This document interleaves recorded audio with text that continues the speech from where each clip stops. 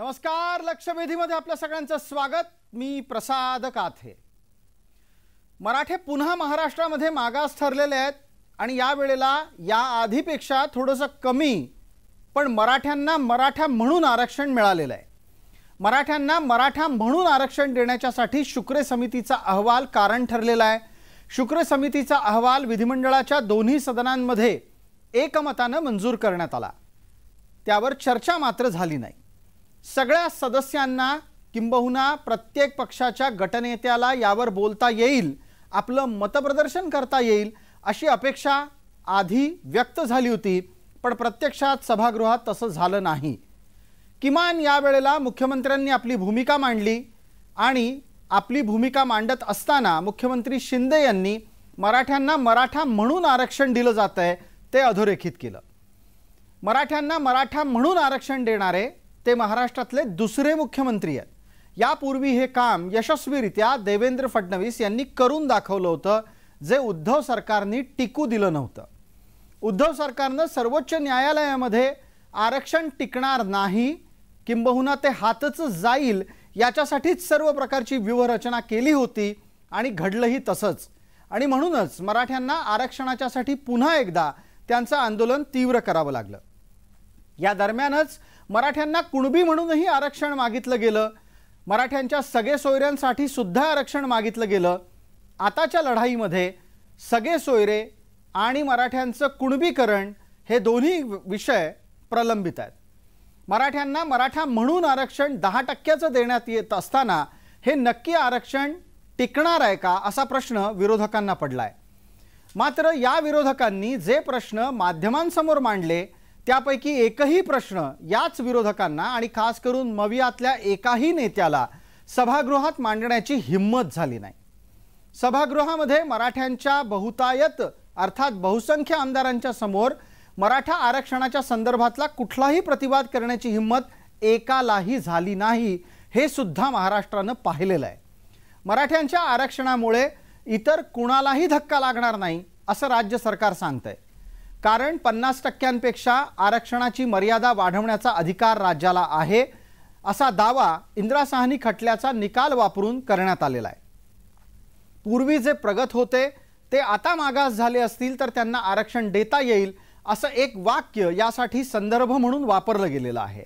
इंदिरा साहनी खटल्यातलं हे वाक्य खरं तर आर्थिक पद्धतीने आरक्षण देण्यासाठी उपयोगी पडतं, पण तेच वाक्य हवा तो संदर्भ घेऊन जातीय आरक्षणाच्यासाठी वापरलं गेलंय हे वेगळं सांगायला नको। मराठे आता जातीय दृष्ट्या मागास ठरलेले आहेत। भारताचा स्वातंत्र्याचा अमृत महोत्सव साजरा होत असताना एखादी जात मागास होण्याच्यासाठी आग्रह करते आणि ती होऊन सुद्धा दाखवते, हा विषय आणि हा बदल लक्षात घेण्यासारखा आहे। मराठ्यांचं हे आरक्षण भविष्यात निश्चित येन प्रकारेनं आव्हान दिलं जाईल असं दिसतंय, कारण आजच्या घडीला जी मंडळी मराठा आरक्षणाच्या बाबतीत गुपचूप आहेत ती उद्या कायदेशीर कारवाई करतीलच। आजच्या घडीला मराठा आरक्षणाच्या संदर्भातली हीच लढाई न्यायालयात पुन्हा जाईल आणि त्यावेळेला हे आरक्षण टिकवण्याची जबाबदारी विद्यमान सरकारच्या खांद्यावर असेल।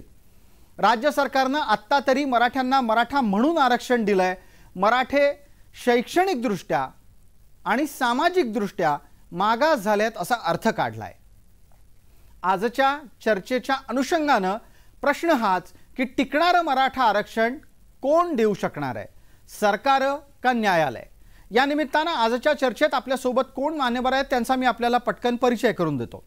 आपल्या सोबत या चर्चेमध्ये मराठा समन्वयक म्हणून परिचित असलेले आबासाहेब पाटील आहेत। या चर्चेत आपल्या सोबत ओबीसींचे नेता आणि त्याचबरोबर ओबीसींच्या हक्कांच्यासाठी न्यायालयातली लढाई लढणारे ॲडव्होकेट मंगेश ससाणे आहेत आणि जरांगेंचे समर्थक म्हणून परिचित असलेले आपल्यासोबत डॉक्टर सुदर्शन तारक आहेत। या सगळ्या मान्यवरांना आपण चर्चेत समाविष्ट करून घेतोय। माझा पहिला मुद्दा आत्ता पटकन आबासाहेब पाटलांना आहे। आबासाहेब, याआधी ज्या वेळेला देवेंद्र फडणवीसांनी आरक्षण दिलं होतं तेव्हा तुमच्या डोळ्यात अश्रू होते, आजच्या भावना काय आहेत? आज पुन्हा एकदा मराठा समाजाला मराठा म्हणून आरक्षण देण्यासंदर्भात सरकारने जो निर्णय घेतलेला आहे तो स्वागतार्ह आहे। कारण गेल्या अनेक वर्षापासून मराठा समाजाची जी मागणी आहे की पाठीमागच्या वेळेला जे एससीबीसीचं आरक्षण मिळालं त्या आरक्षणाच्या वेळेला सुद्धा खूप संघर्ष करावा लागला आणि आरक्षण मिळाल्यानंतर हायकोर्टात टिकलं पण होतं, परंतु ते सुप्रीम कोर्टामध्ये ज्या काही त्रुटी सुप्रीम कोर्टाने सांगितल्या होत्या त्या पूर्ण केल्या नाहीत किंवा दूर केल्या नाहीत. त्याच्यामुळे ते 5 मेला ते स्थगित झालं होतं आणि आता पुन्हा एकदा नव्यानं मराठा समाजाचं सर्वेक्षण करून राज्य मागासवर्गीय आयोगाच्या माध्यमातून पुन्हा एक नवीन कायदा आता राज्य सरकारनं केलेला आहे आणि याच्यामध्ये सर्व पक्षीय सगळ्यांनी त्याला समर्थन दिलेलं आहे. त्यामुळे आता जो कायदा केला तो निश्चितच माननीय मुख्यमंत्री दोन्ही उपमुख्यमंत्र्यांनी तशी ग्वाही दिलेली आहे की त्याच्यामध्ये आम्ही कटिबद्ध आहोत. मला एक सांगा आबासाहेब, तुम्हाला आत्ता दिलेला शब्द हा समाधानकारक वाटतो का? तुम्हाला दिलेल्या शब्दावर विश्वास आहे असं मला विचारायचं आहे. 100% दिलेल्या शब्दाला म्हणजे मला जे आतापर्यंत अनुभव आलेले आहेत की मुख्यमंत्री देवेंद्र फडणवीस साहेब ज्या वेळेला होते त्याने जे शब्द ज्या वेळेला दिले त्या मागण्या पूर्ण केलेल्या आहेत. म्हणजे सारथीचा शब्द असेल, अण्णासाहेब पाटील महामंडळाचा असेल किंवा आरक्षणाचा विषय असेल. मी ज्या वेळेला परळीचं आंदोलन संपलं त्यावेळेला त्यांनी 30 नोव्हेंबरच्या मला डेडलाईन दिली होती, टाइम बॉन्ड दिला होता की 30 नोव्हेंबरला आपल्याला आरक्षण दिलंच आहे आणि तब्बल 3 महिन्यानंतर फडणवीस साहेबांनी तो शब्द पाळला होता आणि 30 नोव्हेंबरला 2018ला एससीबीसी आरक्षण दिलं होतं. आणि त्याच्यामुळं आता सुद्धा मुख्यमंत्री एकनाथरावजी शिंदे साहेब आहेत त्यांनी सुद्धा छत्रपती शिवरायांची शपथ घेऊन सांगितलं होतं की मी मराठा समाजाला आरक्षण देणार आणि 100% देणार. ज्यांच्या आता त्यांनी पहिलंच क्लिअर केलं होतं ठीक आहे की ज्यांच्या कुणबी नोंदी आहेत त्या सगळ्यांना कुणबी प्रमाणपत्र आम्ही देणार आहोत आणि ज्या मराठ्यांच्या कुणबी नोंदी नाहीत, ज्यांना मराठा म्हणून आरक्षण पाहिजे अशा सगळ्यांच्यासाठी मराठा म्हणूनच आरक्षण दिलं जाईल. आणि त्या पद्धतीने सरकारनं इमिजिएटली एवढा मोठा सर्वेक्षण केलं. त्याच्यामध्ये मुख्यमंत्र्यांनी दोन्ही उपमुख्यमंत्री पुढाकार घेऊन आज विशेष अधिवेशन बोलवलं आणि मराठा समाजाची काळजी म्हणून त्यांनी आज सगळा जो विषय आता केलेला आहे तो स्वागतार्ह आहे. आणि नक्कीच कुणी जरी उद्या कोर्टात गेलं किंवा कोण काही अनेक वेगवेगळ्या गोष्टी करतायत, परंतु त्याच्यामध्ये आम्हाला विश्वास आहे की हे सगळं सरकार म्हणून मुख्यमंत्री दोन्ही उपमुख्यमंत्री त्याच्यामध्ये कुठेही अडचण ठीक आहे. मला आता पटकन चर्चेमध्ये आपल्यासोबत असलेल्या मंगेश ससाणेंना बोलता करायचं आहे. मंगेश ससाणे, जी घटना घडलेली आहे ती घटना तुमच्या लेखी समाधानकारक आहे का की ओबीसींवर अन्याय करणारी आहे आणि हे आरक्षण टिकणार आहे असं सरकार सांगतंय? इथून आता खऱ्या अर्थानं चर्चेचं नवं वळण सुरू होतं. सरकार म्हणतं इंदिरा साहनी खटल्याच्या अंतर्गत दिलेलं वाक्य काय आहे ते लक्षात घ्या. एखादा समाज काल प्रगत होता, आज मागास झाला असेल तर त्या आज मागास झालेल्या समाजाला आरक्षण दिलं जाऊ शकतं. त्यासाठी राज्य मागासवर्ग आयोगाच्या माध्यमातून शिफारस यायला हवी. माझा प्रश्न तुम्हाला असा आहे की जो समाज काल प्रगत होता, आज मागास झालाय, याचा साधा सोपा अर्थ तो समाज आर्थिकदृष्ट्या मागास झालेला आहे. जर तो समाज आर्थिकदृष्ट्या मागास झाला असेल तर त्या समाजाला आर्थिक आरक्षण हवं की जातीय आरक्षण हवं? प्रसादजी बरोबर आपण बोललात की एखादा समाज हा आधी प्रगत होता आणि आता मागास झाला, तर आपण मागासले पण हे नक्की कोणतं याची पहिल्यांदा आपण समजून घेतलं पाहिजे. हे जे आता 15/4 आणि 16/4चं जे आरक्षण दिलेलं आहे ते सामाजिक आणि शैक्षणिक मागास, म्हणजे समाजामध्ये त्याला मान मान्यता नव्हती, त्याला दुय्यम वागणूक दिली जाते, त्यांना पर्याप्त प्रतिनिधित्व दिलं जात नाही, असे हे सामाजिक मागास. आणि शैक्षणिक मागास म्हणजे शिक्षणामध्ये पुरेशा संधी मिळालेल्या नाहीयेत, मुलांना शिक्षणाच्या सोयी नाहीयेत, असे शैक्षणिक मागास. एखादा समाज हा 2021 मध्ये सामाजिक आणि शैक्षणिक प्रगत होता आणि तो आता मागास होतोय, असे आतापर्यंत कुठं भारतामध्ये घटना घडलेली नाहीये.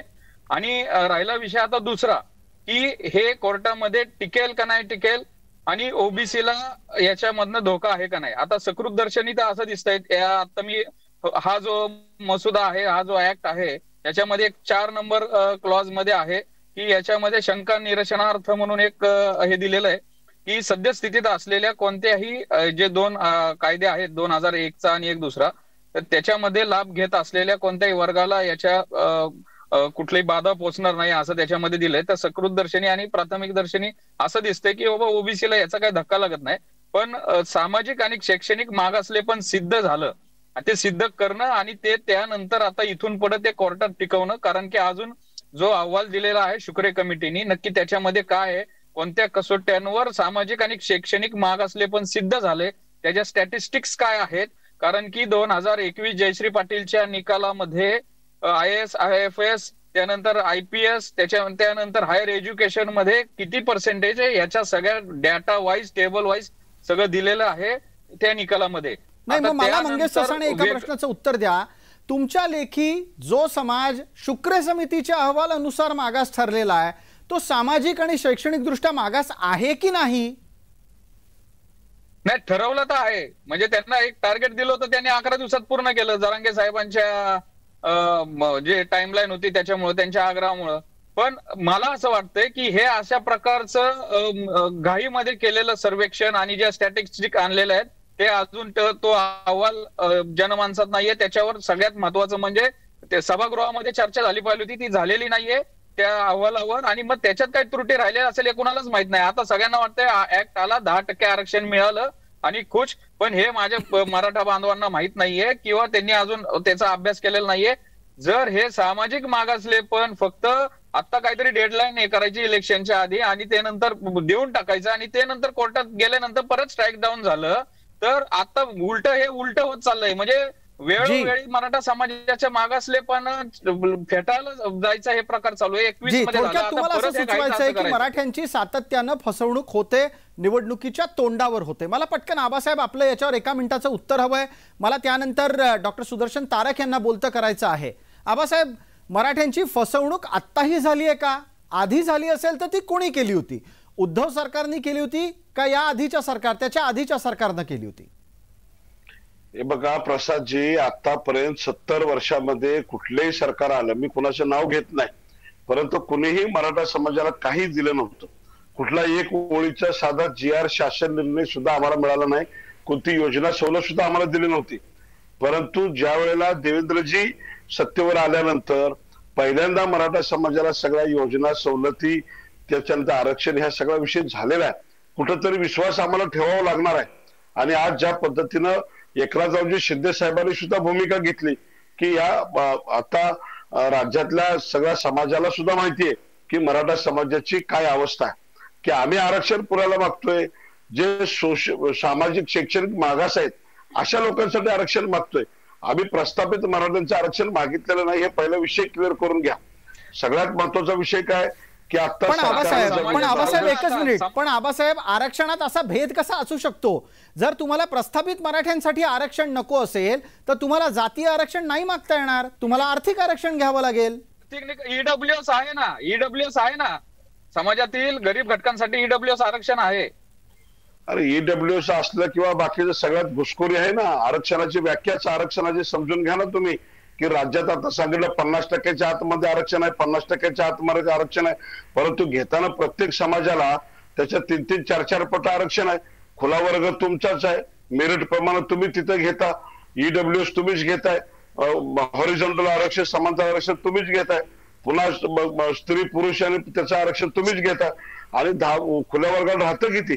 आणि ज्या पद्धतीने आपण सांगताय की आता प्रत्येक जण की इथं येऊन सांगतात की 50%च्या वर जाता येत नाही, 50%च्या वरती जाता येत नाही, परंतु EWS गेले 50%च्या वरती. EWS मध्ये तुम्ही नियम अटी एवढ्या कडक आहेत की त्याच्यामध्ये मराठा समाजाला किती लोकांना मिळते EWS, त्याचा काही फायदा आम्हाला होत नाही. 8.5% मुख्यमंत्र्यांनी सभागृहामध्ये दाखवले स्टॅटिस्टिक्स दिलेत. 8.5% लाभ घेतलेला आहे. बिलकुल नाही, आम्ही एक्सेप्ट करत नाही. 8.5% लाभ घेतलेला आहे. आपण एक्सेप्ट करत नाही. मी त्याच्या प्रक्रियेमध्ये आक्षेप घेतला पाहिजे मग या आकडेवारीवर. प्रक्रिया मी घेतलेला आक्षेप घेतलेलाच आहे. जे खरं आहे तिथं खरं आहे, खोटं आहे तिथं खोटं आहे. आणि समाजाची बाजू आम्ही भक्कमपणे मांडलेली आहे.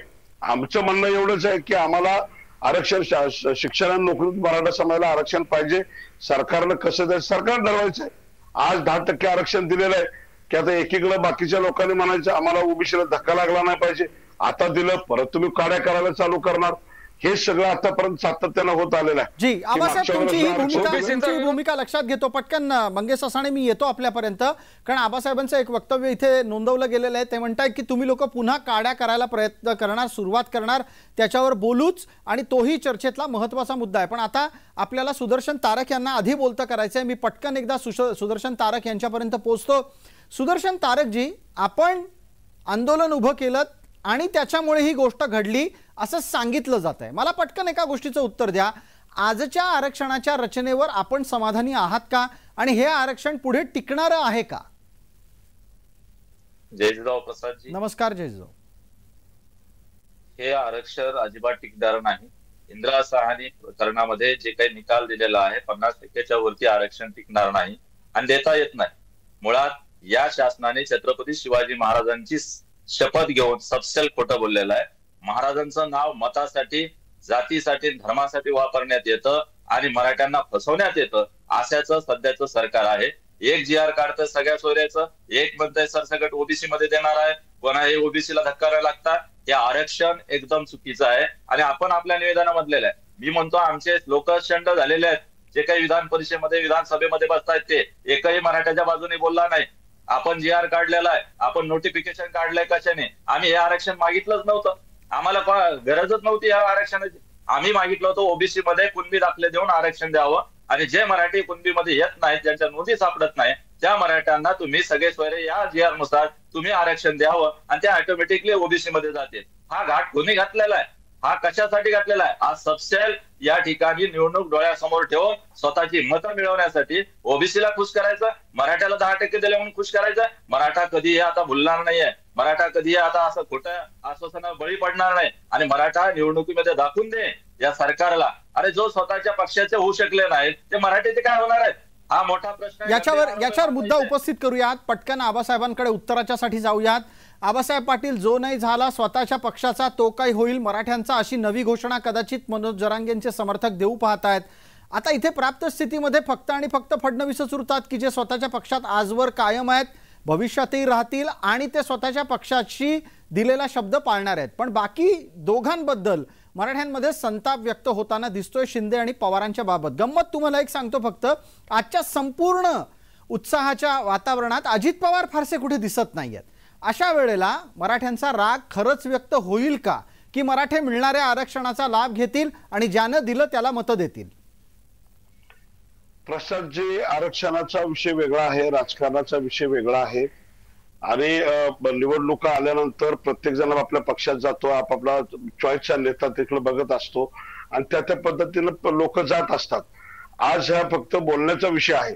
कारण कसं आहे की ज्या वेळेला आता आरक्षणाचा विषय येतो, की आता आमचे मित्र तारकांनी सांगितलं की त्यांची जी मागणी आहे की कुणबी मराठा कुणबी समाजा संदर्भामध्ये ज्यांच्या कुणबी नोंदी आहेत त्यांचे सगळे सोयरे आहेत, त्यांना कुणबी सर्टिफिकेट म्हणून तो एक भाग झाला. परंतु ज्यांच्या नोंदीच नाहीत, ज्या मराठ्यांच्याकडे जसं कोकण आहे, पश्चिम महाराष्ट्र आहे, विदर्भ आहे किंवा अनेक महाराष्ट्रातल्या खानदेशामध्ये ज्या मराठ्यांच्या नोंदीच नाहीत, त्या मराठ्यांच्या आरक्षणाच्या संदर्भामधली ही लढाई सुरुवातीपासूनची आहे. की ज्या वेळेला जवळपास 25-30 वर्ष हा संपूर्ण संघर्ष चालू होता, त्यावेळेला हाच विषय येत होता सातत्यानं. ज्यांच्या कुणबी नोंदी मिळाल्या त्या 2004 नंतर ऑलरेडी कुणबी झालेलेच आहेत. ज्यांच्या नोंदी मिळाल्या नव्यानं ते सुद्धा होणार आहेत. परंतु ज्यांच्या नोंदीच नाहीत त्यांना किती शोधलं, काय झालं ते मिळत, अशा मराठ्यांच्यासाठी काहीतरी निर्णय घेणं अपेक्षित आहे. त्यासाठी हा मराठा आरक्षणाच्या संदर्भामध्ये ठीक आहे. तारक यांच्यापर्यंत जायचं आहे. या निमित्तानं तारक यांना विचारायचा आहे पुढचा प्रश्न असा की सुदर्शनजी, ओबीसी तर या संपूर्ण प्रक्रियेच्या विरोधात न्यायालयीन लढण्याची तयारी करतायत, ते तशी घोषणा पण करतायत. तुमचं म्हणणं काय आहे? तुम्ही काय करणार आहात? सर्वसामान्य मराठा आणि ओबीसी एकच आहे, लक्षात घ्या. नेते मंडळी स्वतःच्या मतासाठी, स्वार्थासाठी हे सगळं प्रकरण चालवत आहेत. ज्या कोणाला ओबीसीचं नेतृत्व करायचंय ते लोक कोर्टाची भाषा करतायत. मुळात सर्वसामान्य ओबीसी आणि मराठा कधी आपसात लढाई करत नाही, हे या प्रामुख्याने लक्षात घेणं गरजेचं आहे. आमची मागणी ओबीसी मध्ये होते. आपण जरांगेंचे जे मार्गदर्शक सदावर्तेंनी आमच्या विरोधात का टाकली? मान्य सदावर्तेंनी का टाकली आमच्या विरोधात? 250 केस टाकल्यापासून 250 लोकांनी आत्महत्या केली आहे. मराठा आरक्षणासाठी तरुणांनी बळी दिलेला आहे. सरकार झोपेचं सोंग घेत आहे का मुद्दाम म्हणून केंद्राची कातडी पांघरत आहे, हे कुठेतरी विचार करणं पुन्हा. आमचे आबासाहेब पाटील या ठिकाणी बसलेले, मला त्यांची भाषा भाजपची प्रवक्त्यासारखी वाटते. अजिबात मला मराठा समन्वय किंवा मराठा आंदोलक म्हणून वाटायला तयार नाही. आपण भाजपमध्ये जा, त्यांची विचारसरणी करा, परंतु या ठिकाणी मराठा समाजाला दिलेलं आंदोलन छातीवर हात ठेवून सांगा, छत्रपती शिवाजी महाराज शपथ घेऊन सांगा की आरक्षण खरं टिकणार आहे आणि हे खऱ्या अर्थाने दिलेलं आहे. उगाच आपल्या पक्षाची बाजू लावून धरण्यासाठी हे काम करू नका, अशी माझी कळकळीची विनंती आहे. आबासाहेब पटकन याचं उत्तर द्या. मी आता या ठिकाणी मराठा म्हणून बसलेला आहो आणि मराठा समाजाची तुम्ही किती आंदोलनं केली किंवा तुम्ही किती त्याच्यामध्ये मला माहित नाही. या मराठा समाजासाठी आम्ही आयुष्य घालवलेलं आहे, आम्हाला चांगलं कळतं काय विषय काय नाही झालं.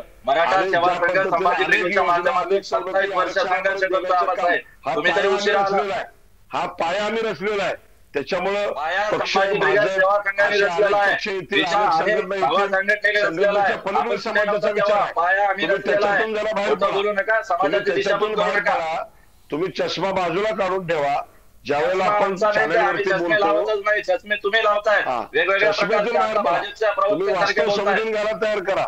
ठीक आहे, तुमची मागणी तुम्हाला पुढे केलं आम्ही, तुम्ही स्वतः गेले ना, ज्याला घ्यायचं त्याला घ्या, ज्याला नको घ्यायचं त्याला घ्या. ज्याला मराठा तुम्ही स्वतःच बोललेला आहात, तुम्ही स्वतःच बोलले. तुम्ही काय सांगितलं की ज्यांना कुणबी घ्यायचं त्याला कुणबी घ्या, ज्याला नाही घ्यायचं त्याला घ्या, घेऊ नका. ज्यांना मराठा आरक्षण दिलं ते घेतील, ज्याला नाही घ्यायचं नाही घेतील. आमचं तेच म्हणणं आहे, ज्याला जे घ्यायचं त्याने घ्यावं, पण सरकारने आम्हाला फसवलेलं आहे आणि सरकारने आम्हाला फसवलेलं आहे. तुम्ही सांगितलं होतं समाजाला, तुम्ही जी घोषणा केली होती की ज्यांना घ्यायचं त्याला घ्या, नाही तर नको घ्या, ही भाषा तुमची होती. मग आता सुद्धा तेच आहे, ज्या मराठा समाजाला मराठा म्हणून आरक्षण दिलं, ज्यांना घेतील ते घेतील, ज्यांना नाही घ्यायचं नाही घेतील.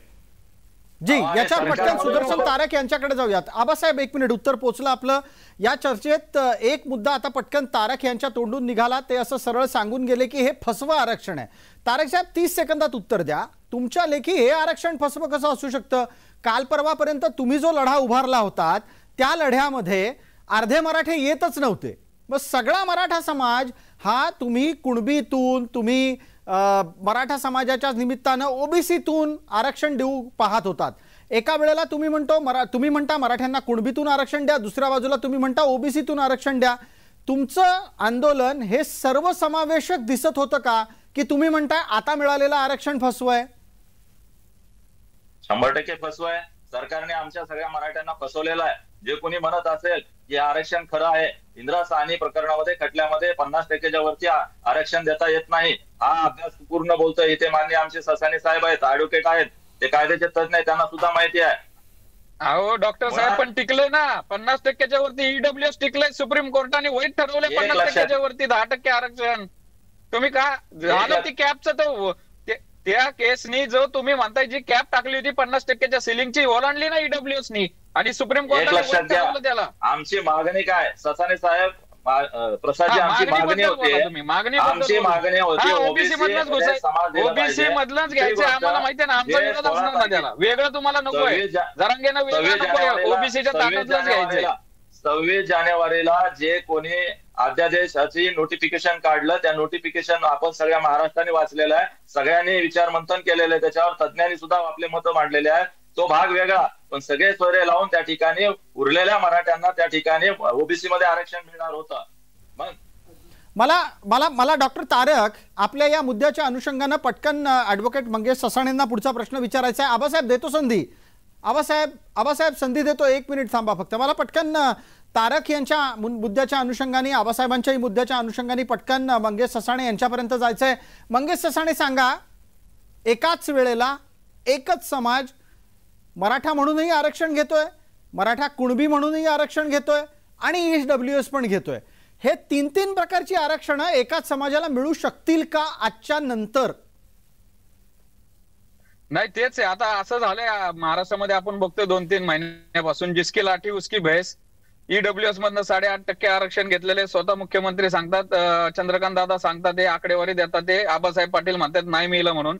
त्यानंतर अण्णासाहेब पाटील महामंडळ सारथीमध्ये हजारो कोटीच्या विद्यार्थ्यांना फायदे मिळालेले, चांगली गोष्ट आहे. कर्ज मिळालेली आहेत, शिष्यवृत्त्या मिळालेल्या आहेत. त्यानंतर कुणबी दाखले घेऊन ओबीसी मधला आरक्षणाचे फायदे घेतलेले आहेत. त्याच्यानंतर आता परत हे 10%. त्यामुळे आम्हाला असं वाटतं की ओबीसीने आता आम्हाला कुठेतरी हाकलून द्या. आम्ही बांगलादेशमध्ये जातो आणि या राज्यामध्ये फक्त मराठा समाजाने राहावं, आमच्या मुलांना विद्यार्थ्यांना आम्ही बाहेर निघून जातो. एकंदरीत आता आबासाहेब पाटीलचा जो त्यांनी आता एक मुद्दा काढला होता की काड्या करतील तुमच्यासारखे किंवा आणखीन काड्या करतात. आम्हाला एक सांगा, मनोज जरांगेंचे मार्गदर्शक आहे बाळासाहेब सराटे, त्यांनी ओबीसी आरक्षण संपूर्ण रद्द करावं म्हणून याचिका टाकली हायकोर्टामध्ये. 2018 याचिका टाकलेली आहे. आमचा चांगुलपणा आहे आतापर्यंतचा. संख्येच्या डबल आरक्षण तुम्ही घेताय. राज्यात 17% आरक्षण होत आहे. 2% 370 कोटी 11 दिवसासाठी आता करायचं होतं ना. आता आयोगाने मग सगळ्या ओबीसीची सगळ्यांची गणना करायची होती, सगळ्यांचा डाटा जमा करायचा होता. आमचं म्हणणं तेच होतं. तुम्ही कोणाचं नाव आमच्या आंदोलनाला जोडू नका. कोणी आमचं मार्गदर्शक नाही. स्वतः मनोज पाटील सक्षम आहेत आणि त्यांच्यामध्ये जेवढी प्रगल्भता आहे तेवढा अभ्यास आहे. मसुदा चेक करण्यासाठी रात्री जे वकील बसले होते, अभ्यासक बसले होते, त्यात बाळासाहेब सराटे बसले होते. त्यांचा फोटो व्हायरल झाला आहे. वाशीमध्ये रात्री मसुदा समाजाचा घटक म्हणून विचारायला मार्गदर्शक कसं म्हणता तुम्ही? मार्गदर्शक कोण म्हटले तुम्हाला? मार्गदर्शक घेताय. अहो बसू द्या ना. मसुदा चेक करायला बाळासाहेब सराटे बसले होते. त्यांनी काय ओबीसी आरक्षण चॅलेंज केले मग? म्हणजे ओबीसी आरक्षण कमी करून त्यात जागा करायची का असं मनोज जरांगेंचं मनात आहे का? वेगळं नको का?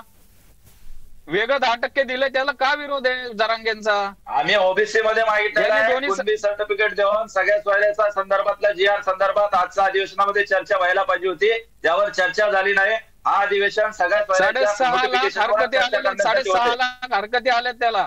फक्त नेत्यांच्या हरकती नाहीये.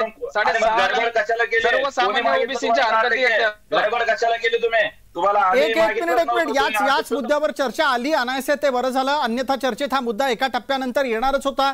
मी सर्व मान्यवरांना विनंती करतो, कृपया आता माझ्या प्रश्नाच्या अनुषंगाने चर्चा पुढे जाऊ द्यावी. मला मंगेश ससाणे आपल्याला पटकन हा प्रश्न विचारायचा आहे की 6 ते 6.5 लाख हरकती घेतल्या गेलेल्या आहेत सगळे सोयऱ्यांच्या संदर्भात आणि असं पसरत आहे, सांगितलं जात आहे की याद्वारे सगळे सोयऱ्यांच्या तरतुदीचं आरक्षण मिळू नये म्हणून काम केलं जात आहे.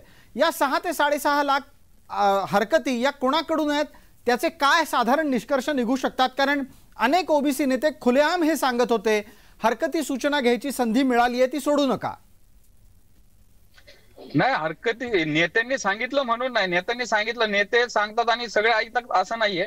सर्वसामान्य ओबीसीच्या मनामध्ये भीती आहे. कारण की सगळे सोयरे गणगोत अशा प्रकारच्या शब्द या सर्टिफिकेट देण्याच्या कायद्यामध्ये टाकून अशा मसुदा तयार करून मग आता ज्याच्याकडे नोंदी आधीच कुणबी दाखल्यांमुळे बऱ्याच आमचं राजकीय प्रतिनिधित्व, त्यानंतर शिक्षणातलं, त्यानंतर नोकरीमधलं प्रतिनिधित्व कमी झालेलं आहे. मिळतच नाही, ऍडमिशन मिळत नाही. एखाद्याला ग्रामपंचायत सदस्य होता येत नाही, कुणाला नगरसेवक, कोण महापौर होत होते ते पण होता येत नाहीये. आणि आता कुणी अफिडेव्हिट देईल आणि हा माझा सगळे सोयरा हा गणगोत. मग या ओबीसी मध्ये ज्या 450 छोट्या छोट्या साळी माळी तेली वडारी कायकाडी रामोशी या जातींना कधी प्रतिनिधित्व मिळणार? वेगळं आरक्षण जे दिलंय ईडब्ल्यूएस सुद्धा आहे 8.5%, वेगळं आरक्षण दिले 10%, त्याच्यावर का नाही समाधान? याच्यावर उत्तर येत आहे. याच्यावर सुदर्शन तारक उत्तर देत आहेत, ते एका मिनिटामध्ये ऐकणार आहोत. नंतर आबासाहेब पाटलांसाठी माझा प्रश्न असणार आहे. सुदर्शन तारक, पटकन खुलासा द्या की तुमच्या आरक्षणाचा मूळ उद्देश हा ओबीसींना मिळालेलं राजकीय प्रतिनिधित्व कमी करण्याचा होता. हा आरोप वारंवार लागत राहिला. आजच्या चर्चेमध्ये नवं मराठा आरक्षण लागू झाल्यानंतर सुद्धा हा आरोप आहेच आणि तो काही दूर होत नाहीये. प्रसादजी, एक लक्षात घ्या, आरोप करणारे आरोप करत असतात. मुळात आमची मागणी गरजवंत मराठ्यांच्या मुला मुलींसाठी होती. आपण दुसरीकडे त्याला चर्चेला घेऊन गेलेलो आहे. आपण म्हणजे तुम्ही नाहीत, हे सगळा जो काही विरोध करणारे लोक आहेत ते सगळा समाज जो सगळा काय. पण मग तारक, एका प्रश्नाचं उत्तर तुम्ही पण द्यायला हवं. तुम्ही ज्या वेळेला गरजवंत मराठ्यांना आरक्षण मागता आणि असं म्हणता की गरजवंत मराठ्यांना आरक्षण दिलं पाहिजे, याचा अर्थ गरजवंताचा दुसरा तांत्रिक शब्द वंचित असा आहे. वंचित मराठे ज्यांना आजवर काही मिळालं नाही, त्यांना ना सामाजिक प्रतिनिधित्व मिळालं, ना त्यांना शैक्षणिक संधी मिळाल्या, ना त्यांना रोजगाराची संधी उपलब्ध झाली. ही सगळी गोष्ट ही आर्थिक आहे. यात सामाजिक बदल नाही झालेले आहेत, तर ते आर्थिक बदल आहेत आणि या आर्थिकमुळे परिस्थिती पुढे बदलत गेलेली आहे, हे विसरता कामा नये. या संपूर्ण स्थितीला आपल्याला लक्षात घेताना हे विसरता कामा नये की मग जातीय आरक्षणाची मागणी का, आर्थिक आरक्षण का नाही? अहो, मुळात आम्ही ओबीसी मध्ये होतो आणि आहे आणि अजून पण आहोत, परंतु आम्हाला हे शासन आणि गेल्या कित्येक वर्षापासून फक्त आम्हाला चेंडू सारखा वापर करते मराठा समाजाचं. आमच्या तरुणांना भरकटल्या जात आहे. मुळात आमची मागणी ओबीसी मध्ये आरक्षण होतं. आम्ही मूळ ओबीसीच आहोत. मग आम्हाला ओबीसी मधून 67 नंतर कोणी काढलं, आधी कोणी काढलं, याचा प्रश्नाचं उत्तर का देत नाही सरकार? आणि मुळात आमचा एक मुद्दा आहे. आम्ही एक लक्षात घ्या, या मागासवर्गीय आयोगाने जो अहवाल दिलाय त्याच्यात सुद्धा सांगितलेलं आहे शैक्षणिक दृष्ट्या आणि सामाजिक दृष्ट्या जर आम्ही मागास असेल तर सामाजिक दृष्ट्या मागास असेल तर तो ओबीसी मध्ये जायला काय हरकत नाही, असं माझं मत आहे. ठीक आहे, पटकन मंगेश ससाणेंपर्यंत जाऊयात. मला मंगेश ससाणेंना पटकन एक प्रश्न विचारायचा आहे. मंगेश ससाणे, आजपासून पुढची कायदेशीर लढाई लढणार आहात की जे आहे ते स्वीकारणार आहात? नाही, आता याच्यामध्ये कायदेशीर लढाई जी आहे, जे आमचं सगळे सोयरे किंवा गणगोत अशा प्रकारे हे बॅकडोर एंट्री आणि पाठीमागच्या दाराने येऊन कुणबी दाखल्याने ओबीसीचं आरक्षण जर संपवायचं असेल तर त्याला आमची लढाई चालूच आहे, ती चालूच राहील. नाही, दुसरा मुद्दा आहे, आज ज्या पद्धतीचं आरक्षण आलंय 10% मराठ्यांना मराठा म्हणून आरक्षण देणारं, त्याबद्दल आपलं म्हणणं काय आहे? आणि म्हणजे म्हणणं याचा अर्थ एवढा वेळ आपण तेच बोलत होतो, पण प्राप्त स्थितीत पुढची लढाई लढणार आहात त्या विरोधात? नाही, 10% वेगळं दिलं, त्याचा आता मसुदा नीट पाहावा लागेल. सगळ्यात महत्वाचं म्हणजे आता जो रिपोर्ट आहे शुक्रे कमिटीचा तो अजून पब्लिक झालेला नाही, तो पाहावा लागेल. ओबीसीला जर त्याच्यामधून धक्का लागणार नसेल, ओबीसी मध्ये जर समजा वेगळी कॅप केलेली असेल आणि ते वॉटर टाईट असेल तर ओबीसींना विरोध करायची गरज नाहीये. आमचा विरोध आहे की ओबीसीच्या ताटामध्ये येऊन ओबीसीच्या 450 जातीमध्ये गर्दी करून हे करणं, त्याला विरोध आहे. वेगळं जर 10% आरक्षण मराठ्यांना मराठा म्हणून आरक्षण द्यायला विरोध करणार नाही, हे या चर्चेत महत्वाचं वाक्य आलेलं आहे, ते लक्षात घ्यायला हवं. आपण पटकन इतर सर्व मान्यवरांनाही या चर्चेत समाविष्ट करून घेतोय आणि त्यानिमित्तानं आबासाहेब पाटलांपर्यंत पोहोचूयात. आबासाहेब, चर्चेला वेळेची मर्यादा आहे.